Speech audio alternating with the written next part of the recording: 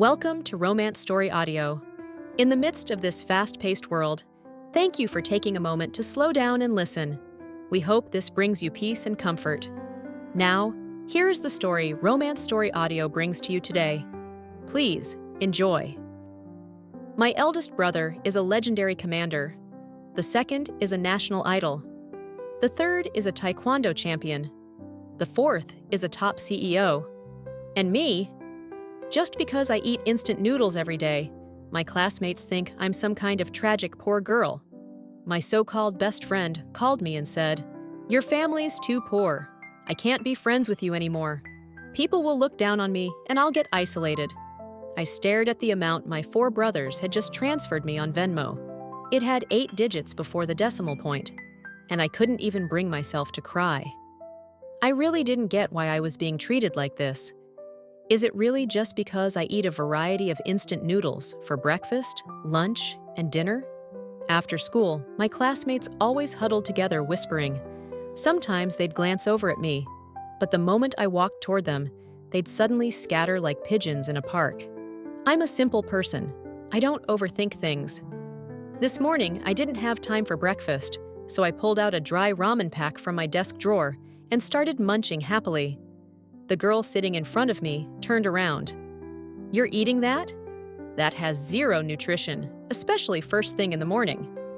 "Yeah," I replied, "but it's tasty."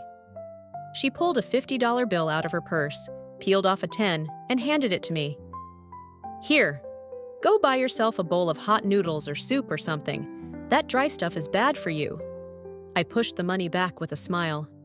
"Thanks for the thought, but I'm good." Back home, my 4 brothers never let me eat junk food. Now that I live away for school, no one can stop me. I've never felt this free.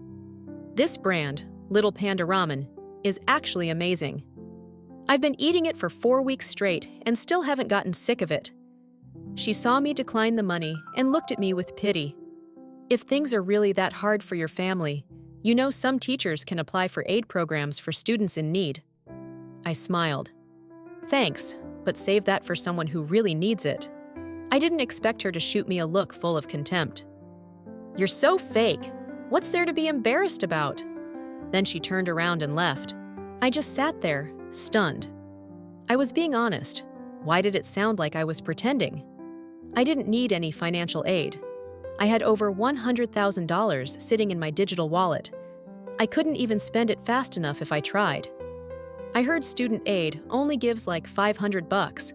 The sneakers I'm wearing cost way more than that. Every month, my 4 brothers practically compete to see who can spoil me more with allowance. They worry that if they send too little, I'll feel shortchanged. Each of them is a big deal: a military commander, a national heartthrob, a CEO of a Silicon Valley startup, and a martial arts champion. And me? Apparently just that poor girl who eats ramen every day. My brothers are so worried I might suffer that they send me insanely generous allowances every month. So much that I don't even know how to spend it all. Since I was little, I've basically been a human allowance-absorbing machine. Suddenly, the classroom door flew open. Our homeroom teacher, who also doubled as our English teacher, stormed in. She shouted, "Nora! Nora, where are you?" I was in the middle of chewing dry ramen. I answered quietly, "Yes, ma'am." "I'm here?" The moment she saw me, her face darkened. "You're on campus duty today. Why aren't you at the Quaker Leaf Lecture Hall?" "But Ms., someone else was assigned with me," I said, glancing at our class president sitting at the front. Every time we're on duty, that guy mysteriously vanishes. You never see him when there's cleaning to do, but when it's time to report results and get praise, he's the first to show up. "Well, what are you waiting for? Why do you always need someone to remind you before you move? Do you think you're the daughter of the principal or something?" "He called in sick today," I mumbled, "so I'm doing it alone." Our class was responsible for cleaning the back courtyard behind the main building, a huge space full of fallen leaves. Cleaning it alone was brutal. Sometimes weird gusts of wind would blow everything I swept right back across the ground. With no other choice, since the teacher came herself, I had to obey. Carrying a broom and a trash bucket, I quietly made my way toward the back of the campus. I bent over and swept for nearly 30 minutes straight. I had just finished piling the leaves together and was about to dump them into the trash bin when guess who showed up? Our class president, the one who called in sick, carrying a steaming bowl of noodles. "Oh, wow, so clean," he smirked between slurps. Looking up at me mid-bite, he added with a mocking grin, "Looks like you're faster solo. Keep up the good work next time, all right?" I was speechless. I glared and asked, "Didn't you say you were sick?" He just looked smug. "Who says being sick means I can't come to school?" Then, continuing in that arrogant tone of his, "My family's always had maids. I'm a young master. I don't clean. That's beneath me." He looked me up and down and added, "Manual labor like this suits you better anyway. You handle it next time, all right? I'll even pay you. How's $5? With that, he turned to walk off. But I called out loudly, "Wait! I've got something for you." He turned. "What is it?" I walked over and dumped the entire bin of leaves and trash straight into his hot bowl of noodles. "Ah!" He shrieked so loud it echoed. He threw the bowl and freaked out like a chicken caught in a net. Honestly, watching him panic like that totally made my day. That's what they call karma. Ever since that little campus duty incident, he's been giving me the coldest looks. When he needs help, he only ever texts me to do things. But he's got a temper, and so do I. If he dares try anything again, I'll strike back just as hard. I've already decided. Next time it's my turn for campus duty, I'll just fake a sick note too. What, am I a fool to keep doing it alone every time? He didn't lift a finger and still got credit for duty. That's just plain unfair. At lunch, I didn't bother going to the cafeteria. Instead, I went to the water station in the lecture hall building, got some hot water, and made instant noodles. Today's flavor, white pepper beef. Without my brothers around to supervise me, life was pure heaven. I slurped every last drop of broth like it was a Michelin-starred meal. Not a single drop wasted. That's when Brandon Sharp came over to grab his own cup of hot water. The moment he saw me, he gave me that mocking smirk. "You even drink the noodle soup to the last drop? God, that screams broke. If you don't drink the broth, then what's the point of eating noodles?" What does he even know? Later, I told my best friend Lydia Drew about the whole campus duty incident. I thought she'd clap and say I did the right thing. But nope. She totally sided with Brandon, her tone sharp and scolding. "You seriously went up against Brandon Sharp? Do you even know who his family is? You're basically throwing yourself into the fire." I didn't expect her to blow up like that. I mean, I'm not some doormat. "So you're saying I should just stay silent while he insults me? I'm not scared of him. My family." Before I could finish, Lydia cut me off coldly. "Brandon's dad is a major investor in this school. His family's got money, power, and connections. You think you can take him on? That's like throwing an egg at a rock." She narrowed her eyes. "Besides, everyone knows we're best friends.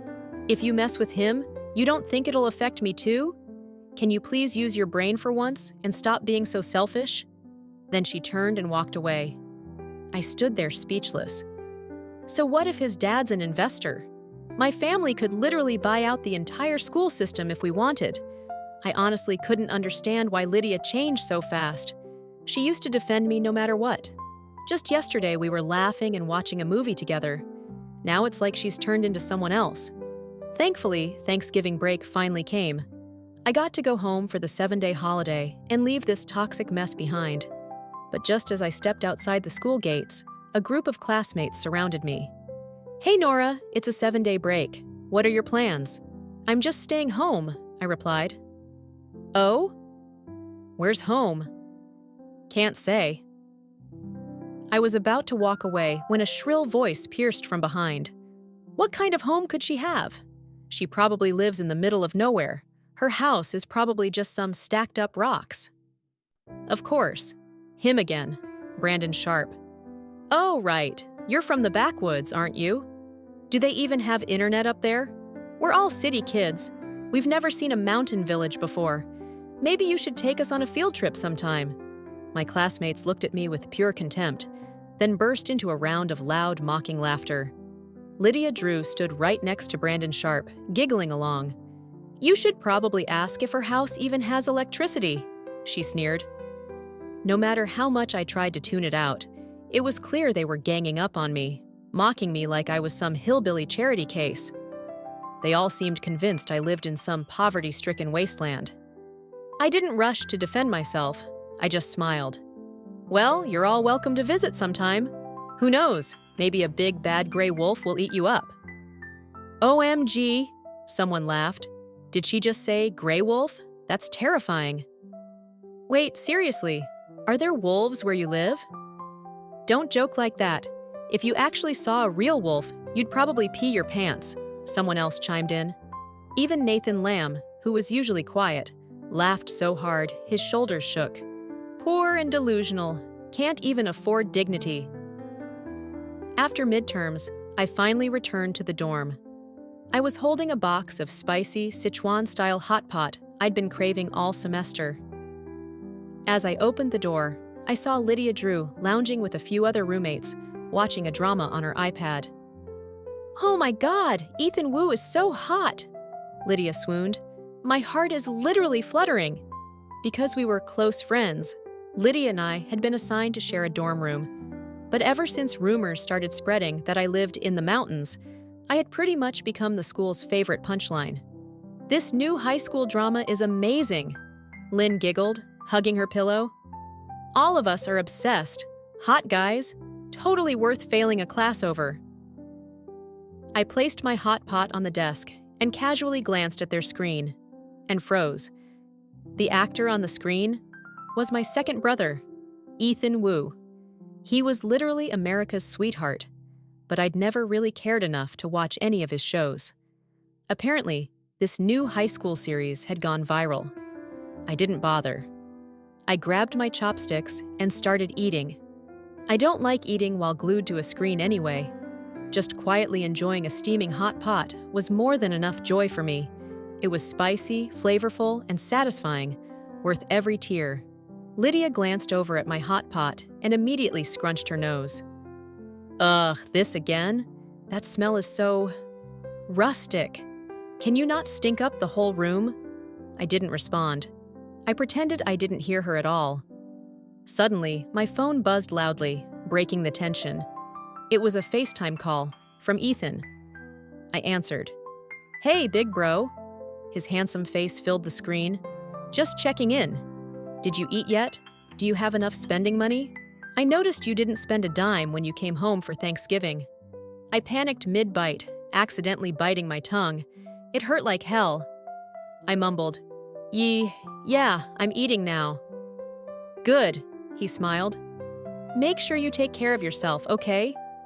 "Oh, and did you watch my new show yet?" I answered honestly. "Nope. I'm not into idol dramas. I prefer mysteries and thrillers. If you've got something good in that genre, let me know." Ethan chuckled softly. "All right then. From now on, I'll only take roles in the genres you like, just so you can see how good your big brother really is. People probably wouldn't believe it, but the guy the entire country praises as a cold, untouchable superstar? At home, he's a total chatterbox. While he rambled on about spending money wisely and nagged me about the smallest things, I just mumbled, yeah, until I finally hung up. The moment the call ended, a roommate asked, "Who were you talking to?" "You sounded kinda snappy." "My brother," I replied casually, returning to my hot pot. If I waited too long, it'd go cold and lose its flavor. "Oh? What does your brother do?" "He's an actor." That one sentence sent the entire room into a fit of laughter. Another girl chimed in mockingly. "Yeah, right. You live out in the sticks, and you expect us to believe your brother's some big-time actor?" "Please stop trying so hard. It's embarrassing. We all know you're broke. Just admit it." Their words hit hard, but touching my family, that I wouldn't tolerate. They were still staring at me, so I calmly pointed to the iPad screen they'd been watching earlier. "Aren't you all literally watching him right now?" The room fell silent for a beat. Then Lydia Drew rolled her eyes and burst out laughing. "Oh wow, Nora. You really think you're clever, huh?" Your poor little mountain family raising a national superstar? Get real. At least try to make your lies believable. You're not even blushing. Lydia scoffed. If Ethan woos your brother, then I must be his future wife. Her voice turned ice cold, her eyes sharp as blades. Just like that, my best friend became a stranger overnight. And not just any stranger. She suddenly started getting awfully close to Brandon Sharp, the class president and my sworn nemesis. They were definitely up to something. I texted Lydia on WeChat, but the moment I hit send, a big fat red exclamation mark popped up. She hadn't just deleted me, she'd blocked me. As I stared at my screen, I heard that sharp, obnoxious voice behind me. Well, how does it feel to get dumped? Hurts, doesn't it? Brandon stepped in front of me with that smug look on his face. You, a dropout pigeon, trying to be besties with someone as elegant as Lydia Drew? You're a barn chicken. She's a phoenix. It was never gonna last. I gave him a long, disgusted look. Who exactly are you calling trash? I asked, voice low.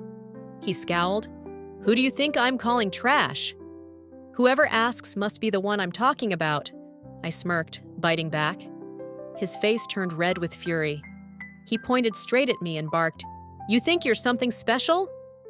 You, a nobody, trying to compete with me for someone like her? You're both pathetic. Oh, please, I sneered. You two deserve each other. Thanks, really?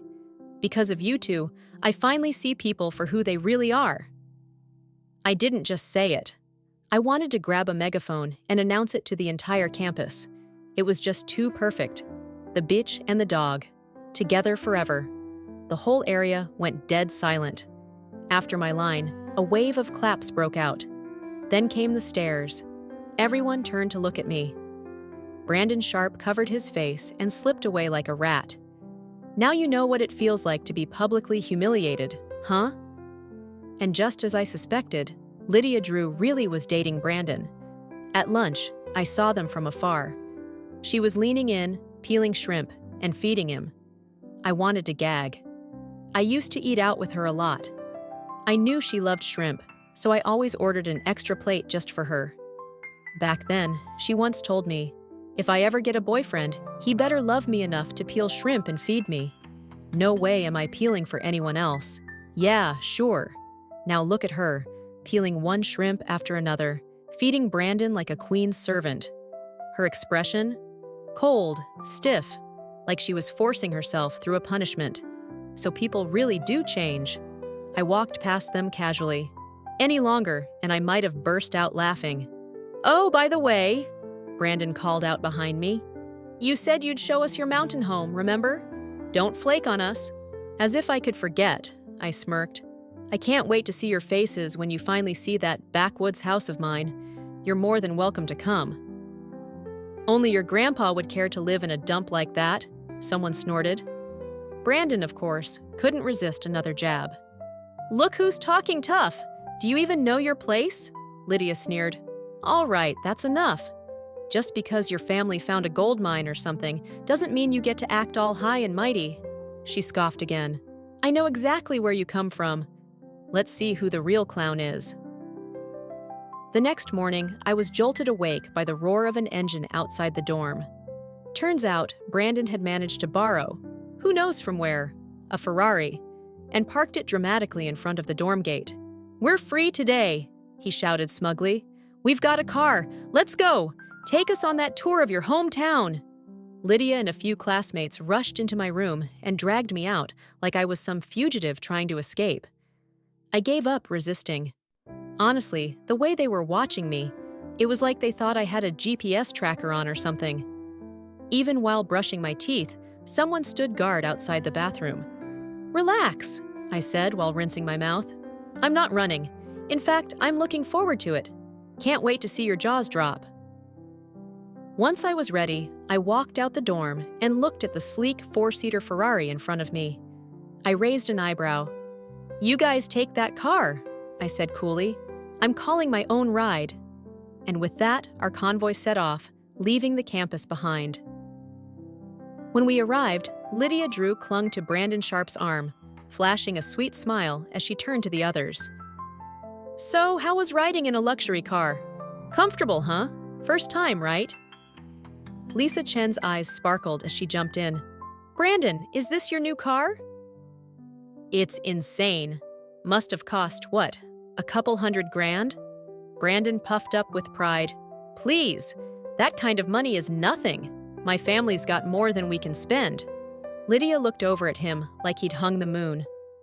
"You promised to get me one too, right? You meant it?" She practically melted into him. In front of everyone, Brandon gently stroked Lydia's cheek like she was royalty. "Of course I meant it. You're my girl. I'd never let you settle for less." Ugh, I wanted to gag. Were they here to see my house or act out some cringy rom-com scene? I snapped. "Relax. It's not like my poor little mountain home has anything impressive to show anyway." "Yeah, I'm dying to see how tragically you live," Lisa added with a smirk. From the outside, the gate looked a bit weathered. Nothing fancy. But that didn't mean anything. The moment we arrived at the entrance, the group froze.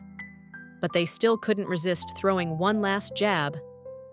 "Oh God, this place is so run down," someone gasped. "You actually live here?" "This is a whole new level of poor," Brandon snorted. Lydia shook her head with a disgusted look. "I can't believe I was ever best friends with someone from a dump like this. Good thing I came to my senses before it was too late." I rolled my eyes. "You haven't even stepped inside yet. Just wait. Try not to choke on your own surprise." The second we stepped through the front door, the butlers and housekeepers rushed out in perfect formation. Some bowed, others knelt. All greeted in unison. "Welcome home, fifth miss." Everyone behind me went dead silent. You could practically hear their jaws drop. Their eyes widened as they took in the opulent interior. Vaulted ceilings, chandeliers, polished marble floors. They looked like they were going into cardiac arrest from the sheer shock. Lydia, for once, was completely thrown off. This can't be real. This has to be fake. I don't believe it." Brandon spun in a circle, eyes scanning the room. What does your family do? This house must have cost a fortune." "Holy crap," Lisa whispered. "You're like rich. So, you're a real heiress? Like from Viet America Holdings or something?" "Why didn't you ever say anything?" I shrugged. "What's there to brag about? Rich or poor? It's not even my money. Either way, rich or broke, we all still have to live our lives." Just then, Ethan Wu, my second brother, walked in from the inner hall. Apparently, he was home today. Seeing me with guests, he immediately called the staff. "Set the tea table. Bring out the dessert tray. We have guests." He turned to me, smiling. "You didn't tell me you were coming home. I would have come out to greet you." The moment Lydia and the others saw Ethan Wu, national heartthrob, top star, they looked like they'd just been struck by lightning. Eyes wide, mouths agape, total disbelief.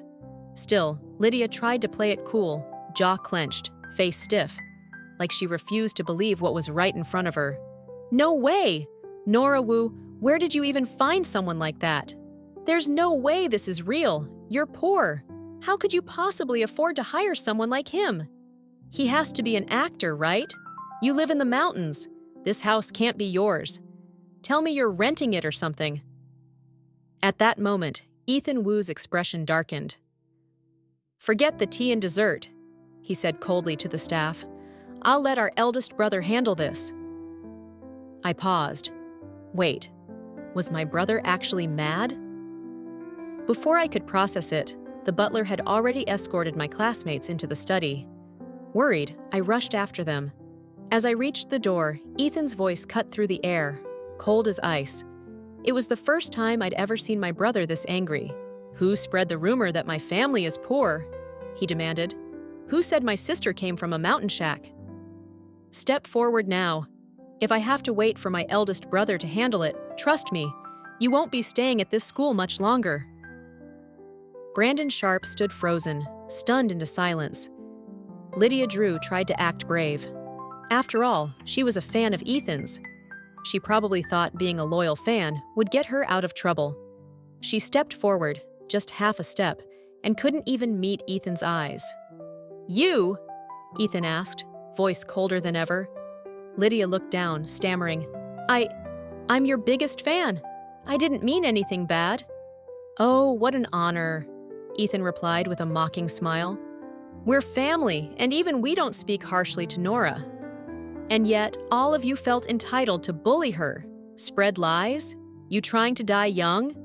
He took a step forward. "My eldest brother dotes on Nora more than anyone. If he finds out about what you've all done, gossiping, harassing her at school, not just you, but your parents will feel the consequences." "No more, please. We're so sorry." A wave of panic rippled through the room. One by one, they dropped to their knees, bowing their heads, apologizing frantically. "Go apologize to my sister. If she forgives you, I might let it go." At his words, they scrambled toward me. One of them even grabbed the hem of my pants, crying, Miss Wu, we're so sorry. We were wrong. We won't do it again. Please forgive us. I shouldn't have called you poor. I didn't know what I was saying. I misjudged you so badly." They all bowed their heads, all except Lydia, who stood there trembling, eyes wide with shock. She pointed at Ethan. You're really Ethan Wu? You're Nora's actual brother?" "She didn't tell you?" Ethan said, tone still icy. I stood quietly at the door. He looked over at me. "Nora," he said, "what, you embarrassed to admit who your family is? You're way too low-key at school." I swallowed hard. What could I even say to that? What was there to brag about anyway? School is for learning, not for flexing wealth or fame. I never felt the need to go around announcing to everyone that I came from money. It just wasn't necessary. "Nora Wu, you're really the daughter of a billionaire family?" Brandon Sharp stared at me, wide-eyed, as if he'd just witnessed a miracle. Lydia Drew looked like she needed help standing. Her friend Jill had to support her by the elbow. "You really hid it well, didn't you?" Ethan said with a sigh, turning to me. "From now on, don't be so secretive. You need to be honest, all right?" I nodded, pretending to look repentant. With my brother Ethan sitting there, the entire room felt stiff and awkward. The atmosphere was so tense, no one could even breathe properly. Just one look at him, and everyone felt the pressure. I sat nearby playing on my phone, completely relaxed. Now that the truth was out, I didn't owe anyone an explanation. Lydia, who had been staring at Ethan the entire time like he was a god, finally spoke. "Nora, can you forgive me?" she asked. "I didn't know Ethan Wu was your brother. He's been my idol for years. I was wrong before. Please forgive me. Can I maybe be your sister-in-law? Or at least, best friends again?" The moment we returned to school, Lydia fell to her knees in front of me, grabbing my hand with desperation in her voice. I just felt tired. The moment she found out I wasn't poor, she instantly flipped back to her old friendly self, like nothing ever happened. I shook her hand off and said coldly, "We're never going back to how it was. This is as far as it goes."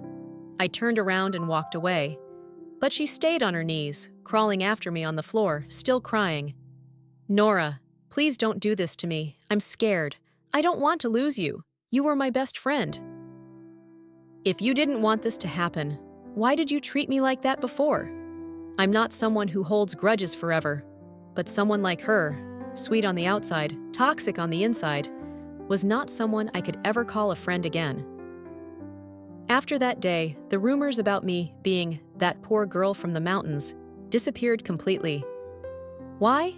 Because my eldest brother personally stepped in and shut them all down.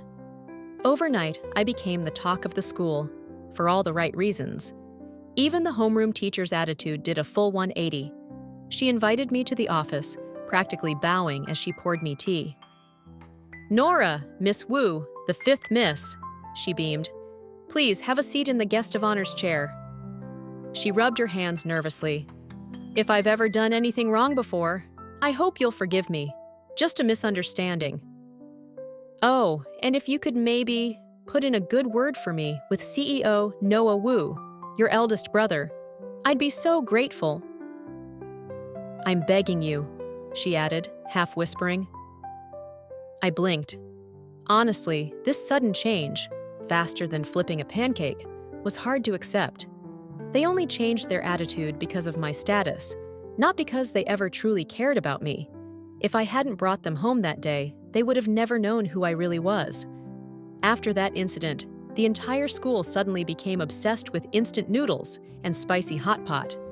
Wow, I never knew ramen soup could taste this good. Nora Wu has incredible taste, queen-level flavor. It's the broth, I'm telling you. No wonder the fifth miss was hooked on it. We were so wrong before. The same people who once sneered at ramen now couldn't stop praising it. As for me, I've always been a little dense emotionally. I didn't pay much attention to the noise. All I wanted was to live in peace and graduate quietly from Tranquil Hill University.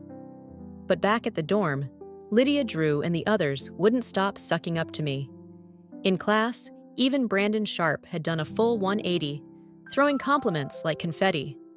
At the cafeteria, the lunch ladies treated me like a princess. At the mini-mart, both staff and students praised me like I was their queen. Even the teachers in the faculty office? They bowed and smiled like I was royalty. But honestly, it wasn't necessary. Status is just a label. At school, it shouldn't matter. This is a place to educate people, not to judge them by where they come from. If you're from a wealthy family, you're worshipped. If you're not, you're whispered about and looked down on. That kind of hypocrisy?